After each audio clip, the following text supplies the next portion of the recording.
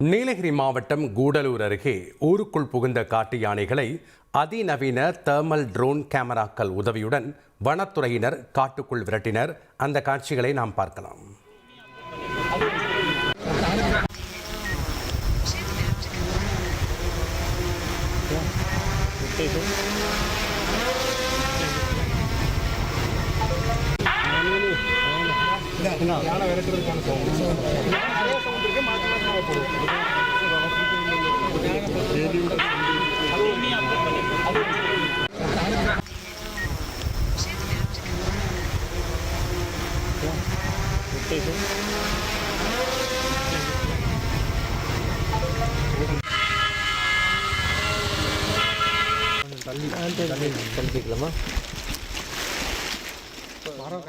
கூடுதல் தகவல்களை செய்தியாளர் சுரேஷ்குமாரிடம் கேட்கலாம். வணக்கம் சுரேஷ்குமார், செய்தி தொடர்பான முழு விவரங்களையும் பதிவு பண்ணுங்க.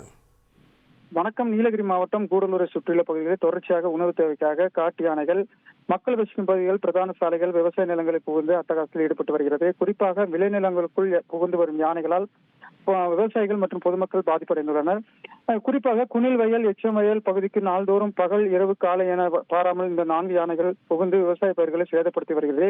இதனால் விவசாயிகள் பாதிக்கப்பட்டு வரும் சூழ்நிலையை தொடர்ந்து வனத்துறையுடன் யானைகளை விரட்ட கோரிக்கை வைத்தனர். அது சம்பந்தமாக மாவட்ட வன அலுவலர் வெங்கடேஷ் பிரபு உத்தரவின் பேரில் வனத்துறை சார்பாக புதிதாக வாங்கப்பட்டுள்ள இரவு, பகல் என எந்த நேரத்திலும் இயங்கக்கூடிய, குறிப்பாக யானைகளுக்கு பிடிக்காத சத்தங்கள் எழுப்பி அதனை விரட்டும் வகையில் அதிநவீன தெர்மல் ட்ரோன் கேமராக்கள் மூலம் கண்காணித்து விரட்டும் பணியில் நேற்று மாலை ஈடுபட்டனர்.